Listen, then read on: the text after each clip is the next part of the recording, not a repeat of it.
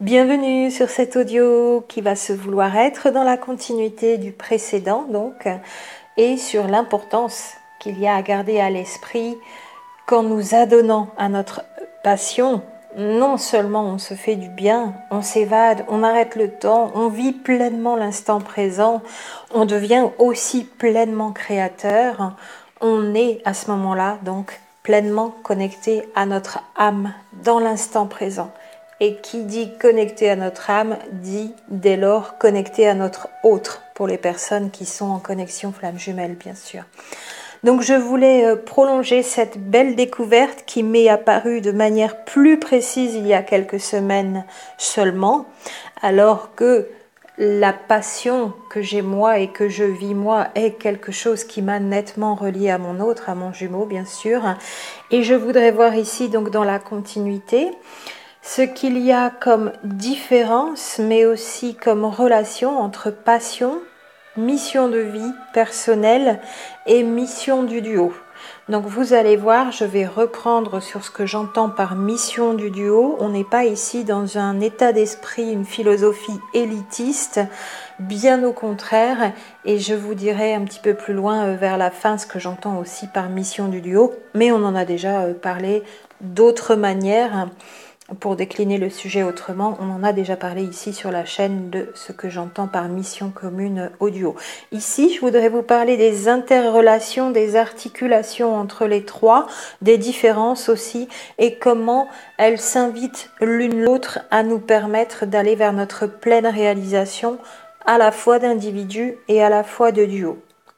Donc, notre passion, c'est la chose que l'on aime le plus faire dans notre vie.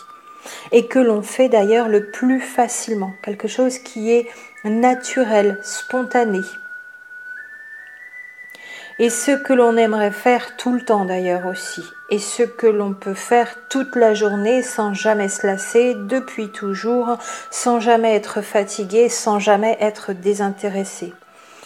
C'est ce vers quoi on retourne toujours notre passion, ce qui nous fait du bien à chaque fois qu'on retourne vers ces moments où on pratique notre passion. Et même quand ça va mal d'ailleurs, c'est ce vers quoi on se tourne là aussi, ce qui nous fait être non seulement dans l'instant présent, mais donc qui fait s'arrêter le temps. Le temps est là aussi comme suspendu. Et encore notre passion, c'est ce qui nous fait tout simplement sentir en vie, plein d'enthousiasme, plein de rêves, plein de projets qui en découlent aussi à ce moment-là. Ça nous donne la pêche, ça nous donne de l'entrain, ça nous redonne goût à la vie quand on n'y avait plus trop goût. Et c'est vraiment la seconde chose la plus importante après la respiration, après le fait d'avoir besoin de respirer pour être en vie, pour moi, pour vraiment mettre la passion en tout premier plan. Or, il est vrai que bien souvent dans une vie, on ne la pratique jamais assez souvent. Donc c'est ce dans quoi on excelle aussi, c'est ce que l'on sait de mieux en mieux faire, tellement on l'a pratiqué, et tellement on y est retourné, et tellement on y a passé du temps et de la répétition à faire et refaire, et on a implémenté des nouvelles choses, que ce soit la musique ou toute autre passion, on y a tellement passé de temps que c'est quelque chose dans lequel on devient très bon ou très bonne, et toujours du temps passé naturellement.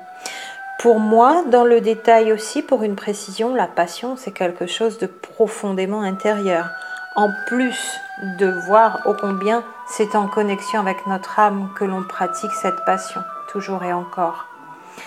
Et puis pour la mission de vie, là, on va être dans notre réalisation sociale et professionnelle.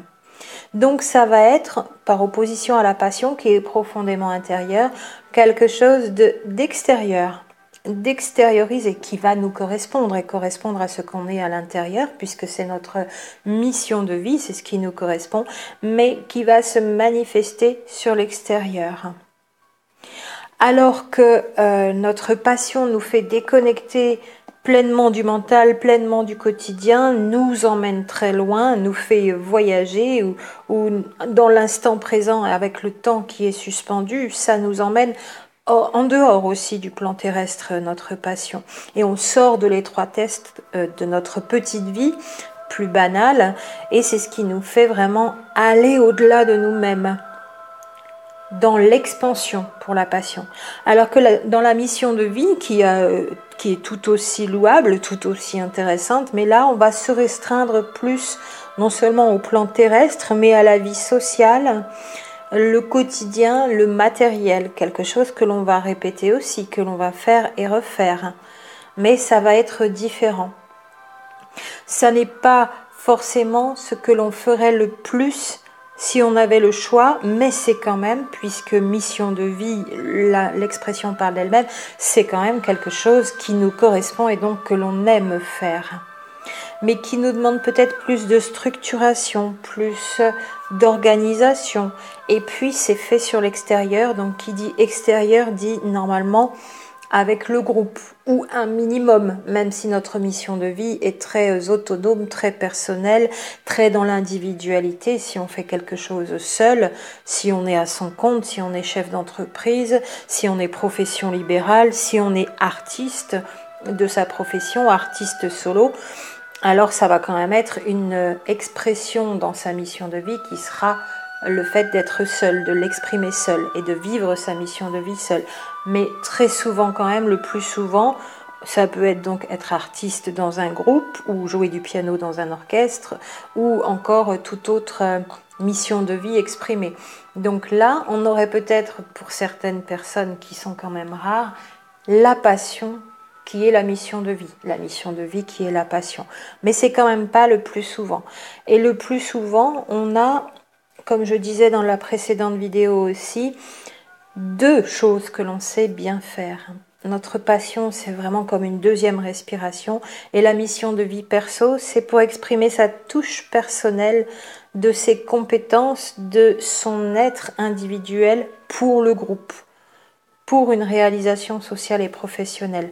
Ce pourquoi nous sommes venus sur Terre, là aussi. Je dirais que quelque part, notre passion, c'est presque quelque chose de hors terrestre, où on n'avait pas besoin de venir sur Terre pour la vivre. Or, la mission de vie perso, là, c'est beaucoup plus terrestre, et beaucoup plus lié au groupe humain, humanité, société. Ce que nous sommes venus apporter à cette Terre pour la mission de vie personnelle, apporter à cette Terre et apporter au collectif humain. Mais dans les particularités de notre personnalité, qui est unique. Et lorsque nous sommes dans notre mission de vie, nous signons aussi notre individuation complète.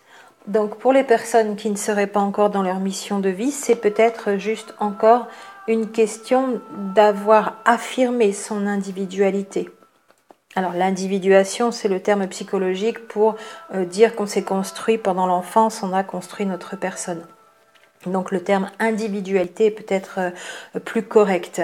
Si vous voulez vous rappeler, donc, puisque là on va parler vraiment d'être dans notre unicité, dans notre personnalité unique, vous pouvez pour le rappel de tous ces termes reprendre la vidéo numéro 316 qui vous parlait des différences, des définitions et des différences entre unité, union, unicité. On avait vu aussi fusion et réunion, voilà, dans la terminologie, dans la catégorie terminologie. L'unicité, c'est bien le fait d'être unique. Et pour revenir à la mission de vie, c'est notre travail au quotidien. Celui qui devrait nous apporter notre pitance et notre subsistance tout en étant apprécié, quelque chose que l'on aime faire. Donc indépendamment, à bien différencier, malheureusement ce sera le cas pour beaucoup d'êtres humains sur Terre encore, à bien différencier d'une activité professionnelle qui serait, comme on l'appelle, un travail alimentaire. Et là, on n'est pas dans notre mission de vie. Un travail donc par obligation, un travail où on n'a pas réussi encore à être dans sa mission de vie parce qu'on ne l'a pas trouvé. Ou encore un choix de profession, de carrière après des études par loyauté familiale ou par conditionnement sociétal, donc qui est lié à la liste dans quoi on conditionne les cerveaux, la liste des métiers qui sont honorables, ou la liste des métiers qui permettent de gagner beaucoup d'argent, ou la liste des métiers qui permettent d'avoir une très bonne retraite, ou la liste des métiers qui permettent de ne pas en faire de trop pour ne pas trop se fatiguer tous les jours dans un métier qu'on n'aimera pas. Ça, c'est des choix conditionnés, détournés, qui ne représentent pas bien souvent notre mission de vie. Et c'est vrai qu'il y a plus de personnes qui ne sont pas dans leur mission de vie au quotidien, dans leur réalisation professionnelle au sein de la société, et il y a beaucoup moins de personnes qui ont déjà trouvé leur mission de vie. Mais comme ça va avec l'expression de notre individualité, de notre unicité, on comprend pourquoi. Nous ne vivons pas dans nos sociétés occidentales, dans des sociétés qui nous permettent de nous exprimer en tant qu'individus. Mais on nous formate plutôt à être comme ci ou comme ça pour servir, même pas un groupe, pour servir une élite qui domine un groupe. Ça, c'est un très très vaste sujet. D'où beaucoup de métiers alimentaires, beaucoup de métiers où on n'est pas dans sa mission de vie. Beaucoup de métiers qui n'existent peut-être pas encore parce qu'il faudrait les créer pour que ça corresponde à la mission de vie de certains. Mais ça représente bien le travail quotidien, la mission de vie personnelle donc. Et chacun des deux jumeaux a sa mission de vie personnelle, qui peuvent être différentes à très différentes, et même encore plus si la connexion est très rapprochée, si c'est une connexion flamme jumelle, une seule âme pour deux êtres, alors ces deux missions de vie de chacun des deux jumeaux, pris séparément, ces deux missions de vie peuvent s'exprimer carrément à l'opposé, tout en ayant un fond commun de connexion. C'est là que c'est toujours amusant à voir, parce que l'expression sur la forme est très souvent opposée dans les duos, et pourtant sur le fond, tout se rejoint toujours. Mais ça n'est pas toujours évident à voir comme ça. Et même entre les jumeaux, pendant toute une première partie de vie, on a l'impression que ce sera jamais compatible. Quand on s'est rencontrés et qu'on fait qu'on regarde en arrière tout ce qu'on a déjà fait et ce dans quoi on est encore aujourd'hui dans notre quotidien, dans tout ce que l'on fait comme activité, tout ce que l'on a comme idéologie, comme façon d'être et façon de faire et façon de travailler, on se dit oh là là, mais ça correspond pas du tout. Ça, c'est les parfaits complémentaires opposés en général dans les flammes jumelles. En plus des personnalités qui vont avec cette façon d'agir, de faire, de travailler au quotidien, et où on est les parfaits complémentaires opposés, toujours dans la forme exprimée sur l'extérieur. Et pourtant, à l'intérieur, le fond est le même. Et puis, troisièmement, pour la mission commune du duo, donc c'est la mission pour l'élévation, l'évolution, l'élévation et la réalisation de l'âme. Et là, cette mission, pour les deux jumeaux, bien sûr, puisqu'elle est commune, elle est la même. Puisqu'elle est celle de l'âme commune, elle est la même. Alors on parle souvent de la seule mission pour arrêter de partir dans trop d'élitisme ou dans, alors peut-être pas de l'ego spirituel, mais du moi-je, on est flamme jumelle, donc on va sauver le monde, dans un syndrome du sauveur en duo maintenant qui persisterait. J'emploie bien le mot mission comme incarnation d'un nouveau paradigme en duo, sinon en couple. J'utilise moins le mot couple parce que ça fait référence à du traditionnel et du classique, alors que duo, c'est deux personnes en amour qui sont intimement connectées par l'âme. Et donc, on pense que mission, on est missionné, on va sauver le monde, on va être des personnes, et là, un duo très important. Alors déjà, on est flammes jumelles, mais en plus, on a une mission commune.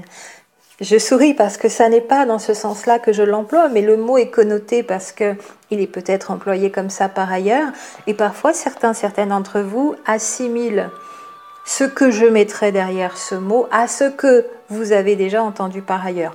Or, il n'en est rien. La première mission, ça on sera toutes et tous d'accord, la première chose que les flammes jumelles sont venues faire, c'est d'incarner ensemble l'amour inconditionnel pour elles-mêmes, pour l'autre, et pour tout être, toute créature et toute chose dans cet univers. Ça pourrait être une vraie mission grandiose déjà pour la placer en tout premier plan.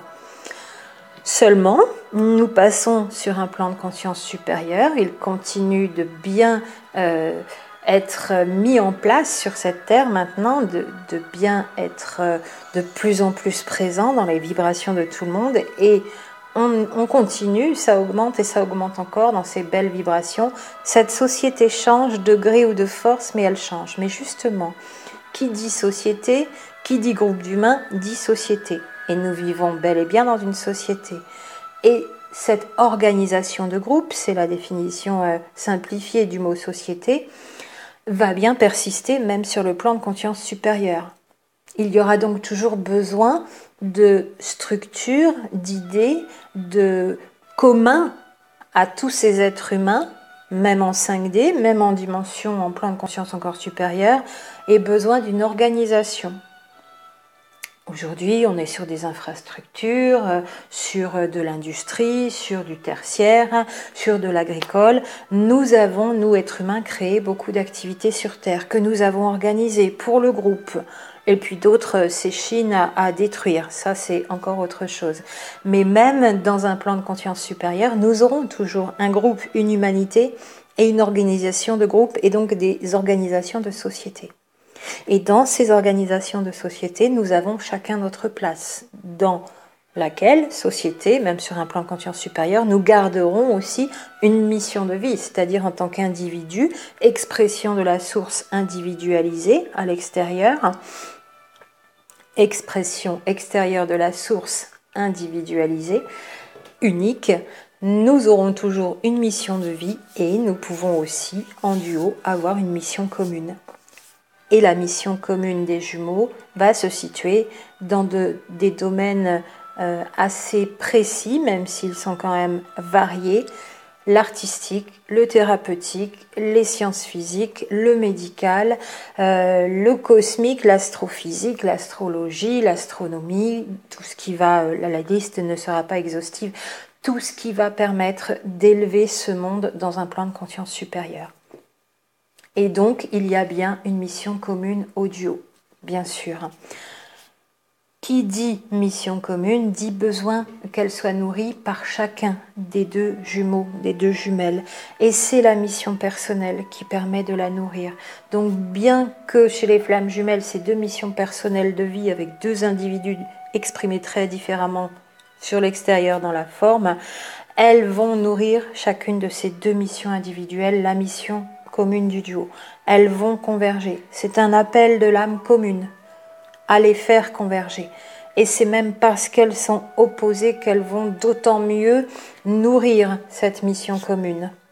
Ces deux missions individuelles d'un côté et de l'autre, dans lesquelles, pour moi, les deux jumeaux, au moment de la rencontre, sont déjà, soit tout récemment, nouvellement, soit depuis un bout de temps, plus ou moins bien exprimée dans la forme aussi, donc satisfaisante dans la pratique quotidienne de sa mission de vie pour l'un et pour l'autre, plus ou moins, mais en tout cas, pour moi, un duo de flammes jumelles ne se rencontre pas alors qu'on n'est pas quelque part, un peu ou beaucoup déjà dans sa mission de vie. Alors ça peut être des personnes qui sont faites pour coacher des groupes, ça peut être des artistes, voilà, et qui ne se sont pas forcément exprimés dans des milieux adéquats, mais leur personnalité, professionnellement, socialement, était déjà sur la route, sur la bonne direction. Si vous êtes très très éloigné de votre mission de vie, si vous êtes perdu, si vous n'avez jamais exercé un métier que vous aimez, si vous n'avez pas encore repris une formation, quelque chose qui vous mette sur ce chemin de vie, que vous sentez peut-être uniquement intuitivement, que vous sentez depuis 5 ans, 10 ans, 15 ans ou plus intuitivement, même si vous n'avez pas déjà réussi à exercer un métier, vous êtes déjà quelque part placé sur cette mission de vie si vous avez rencontré votre autre. Ça fait partie de ce temps terrestre, qui n'est pas tout à fait linéaire, puisqu'il y a des accélérations et des décélérations. C'est vrai qu'on parle souvent de temps linéaire. Ça fait partie de ce temps terrestre de maturation qu'il est nécessaire de parcourir pour que les deux parties de cette même âme se rencontrent sur Terre. C'est encore une validation de ce que je répète souvent, les jumeaux se rencontrent très souvent, tout le temps, quasiment tout le temps, sur le tard 40 ans et plus. Parce qu'il leur a fallu déjà soit être dans leur mission de vie personnelle, individuelle, soit être proche de la trouver ou tout juste venir de la trouver. pas de rencontre, sinon pour moi, c'est ce que je constate, les personnes sont quand même déjà affirmées depuis quelque temps ou depuis longtemps dans leur mission de vie. Même si ça marche pas forcément super bien dans leur boulot, ce qu'elles font, ce qu'elles offrent au monde leur correspond. Elles sont dans leur mission de vie. Parce que ces deux-là se rencontrent au moment où ils sont prêts aussi à valider la mission commune du duo. Et la passion, donc pour terminer dans l'articulation des trois, va permettre à l'individu d'être dans les meilleures dispositions pour trouver sa mission de vie au long du temps, à 20 ans, 30 ans, 40 ans, ou 5 ans, 10 ans, 15 ans, pour les plus précoces qui vont être très tôt dans leur mission de vie. La passion, elle est là depuis toujours. Pour moi, dans l'ordre, c'est découverte de sa passion, c'est presque inné, c'est du spontané, c'est là naturellement. Découverte de sa passion, ensuite recherche, plus ou moins recherche, et découverte de sa mission de vie personnelle, rencontre du jumeau, de la jumelle, et là, validation, réalisation de la mission commune du duo, dans cet ordre-là. La passion va permettre à l'individu d'être le plus épanoui, le plus lui-même, elle-même, pour être le mieux possible, le plus rapidement possible, réellement dans sa mission de vie, pour apporter sa pierre à l'édifice humain, à la collectivité, à la communauté, et pour vraiment donner le meilleur déjà de ce qu'elle sait faire, cette personne-là, sur l'extérieur.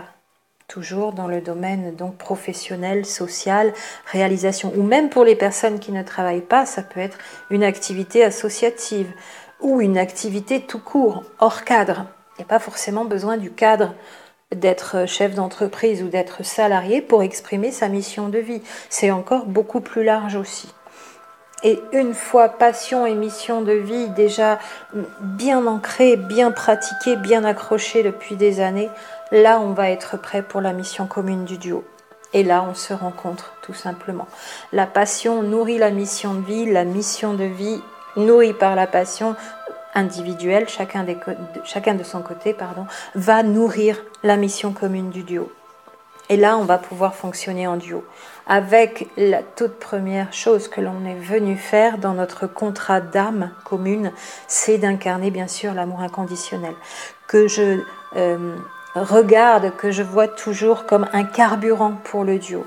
Pas d'amour inconditionnel, pas de possibilité pour le duo de fonctionner bien sûr. Et pourtant, ça va être mission de vie individuelle et mission de vie commune derrière qui vont être la réalisation concrète de cette âme. On est sur quelque chose d'appliqué, de manifesté, parce qu'on est dans des sociétés organisées et dans une humanité. Voilà ce que je voulais vous donner en conclusion. Donc oui, vivre l'amour inconditionnel, carburant de la réalisation de cette mission commune, nourrie par la mission individuelle, deux missions individuelles, et nourrie par la passion de l'un et de l'autre. À très bientôt.